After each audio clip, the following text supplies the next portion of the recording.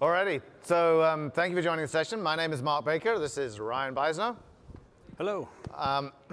So as you can maybe tell, the title of this talk is slightly different from the one that's actually on the screen, because originally we were going to be doing this joint talk with Verizon. So Canonical's been working, sorry, I'm from Canonical, Ryan's from Canonical. We've been working with one of the groups at Verizon looking at different architectures for the edge. And there's a gentleman called Fatih Nar from Verizon that was going to be presenting some of his findings from that.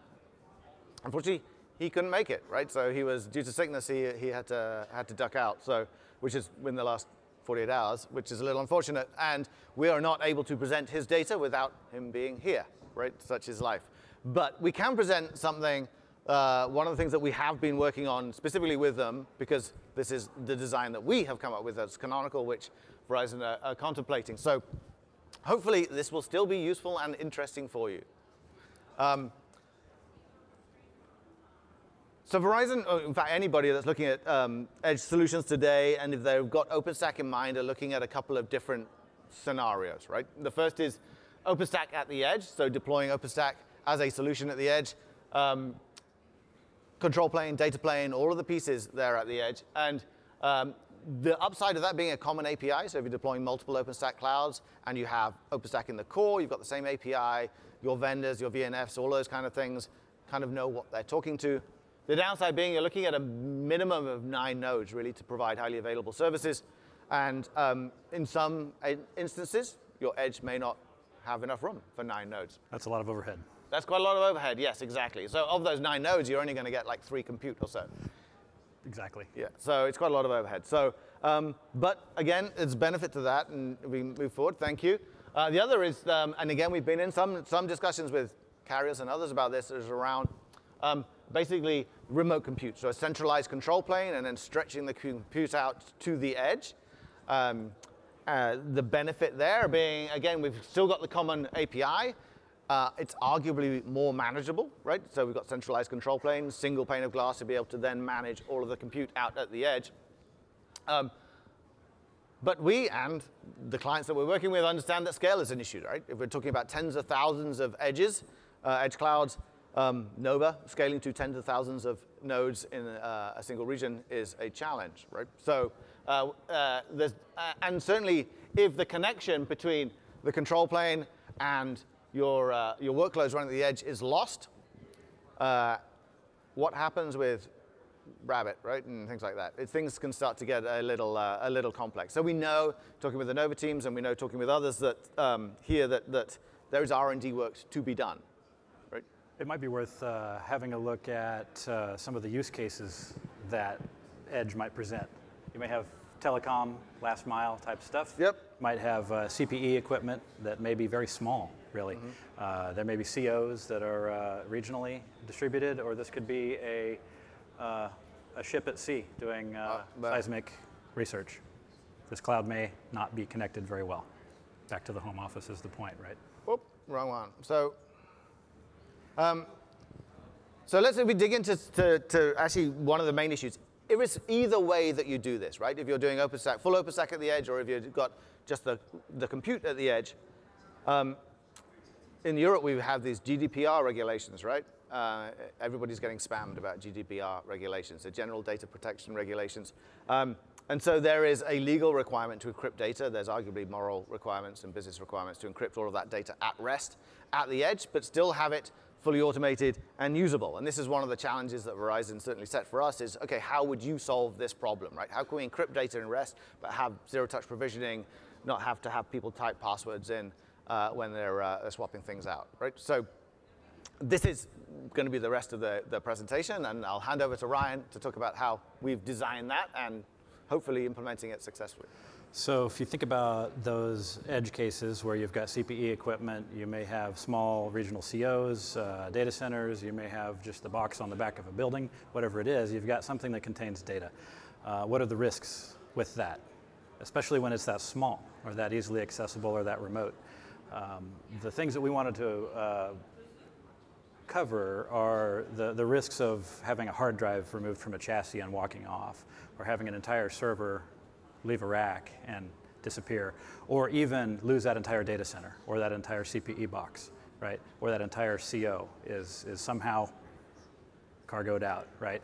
And so the goal is that when this stuff is powered off, when it powers back on, we use disk encryption, of course, to make sure that you've got to unlock this stuff, right? So this is easy enough. Tools have been around a long time. The tricky part to doing this is key management, right? How do we make sure that the key is handled in a sane way, where it's not written to disk, it's not in clear text at any point in time on any of the disks, of course. So we've implemented a tool called Vault Locker. In fact, we've created this tool. It integrates with HashiCorp Vault. And what happens is each of the services, in this case we've got Ceph, Swift, and Nova Compute. Each of those are kind of your attack vector, if you will, for that data.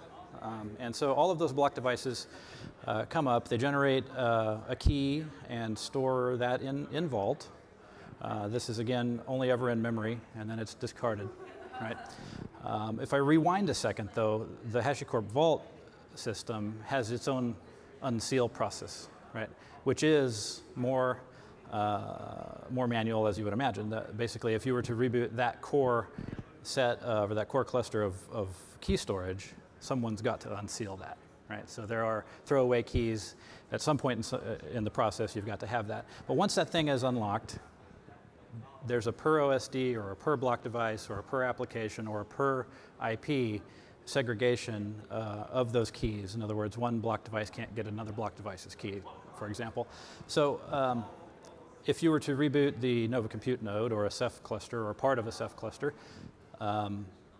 those things come up, they know where to get the key, they've got a secret that only these two have, and as long as all of that is the case, then it'll get its key, it'll unlock its device, and this consuming application can mount that block device. And I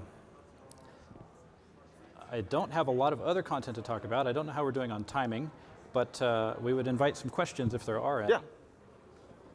I do have some repos here. This Vault Locker tool is open source. It's something that we integrate into the OpenStack charms. If you're not familiar with those, that's the set of tooling that we use to deploy and manage OpenStack, the Ubuntu OpenStack specifically. And we've got some pending changes to the documentation guide that should be landing this week. All of this is set to release with our May release of those OpenStack charms. We also hang out on the IRC channel, OpenStack-charms, and of course OpenStack Dev and all the usual places. If you want to come find us and talk about this stuff, we'd be happy to. Sure. So the question there was, how do you handle authentication to the Vault? Okay, so if we rewind to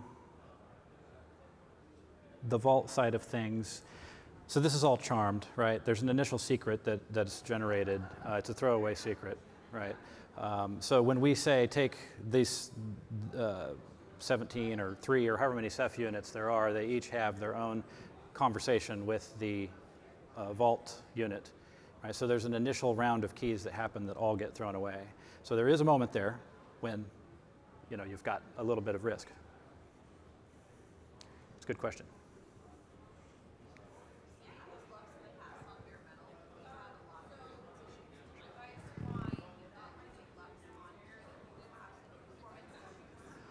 I think it's... Sorry, repeat the question. Yeah, sorry, the question. Yes. So the question was, Lux has, you've experienced performance issues with Lux. Have we seen the same, basically? Yeah. Right. Right. So there's always overhead, right? You're going to take a bit of a CPU hit anytime you're encrypting and decrypting. Modern hardware, you're going to have a hit, but if it's reasonable the answer is hardware, we've done the most testing with dencrypt, right, rather than Lux. That's right. Thus far. So we probably need to, this is relatively new. Everything's new, right? But this is all pretty new. So we've done most of the testing with dencrypt so far. We haven't done extensive testing with Lux. So we need to, but the carriers we know are going to sweat that out. It's been designed so that actually we could use any encryption library. We've seen many of the big customers tend to have their preferred encryption means anyway. So de-encrypt's easy for us. We have the maintainers, and stuff. But I don't think we've done testing on Lux particularly. Not performance testing, anyway. Right, yeah, we've not done the performance testing on that side of things. So again, this stuff's about to release to the charms. It's been available in the master branches for a bit now. We're pretty excited about using this as kind of a default, secure by default deployment methodology. Good question. Any other questions? No, well, thank you very much for attending, and my apologies once again that it wasn't quite as originally intended.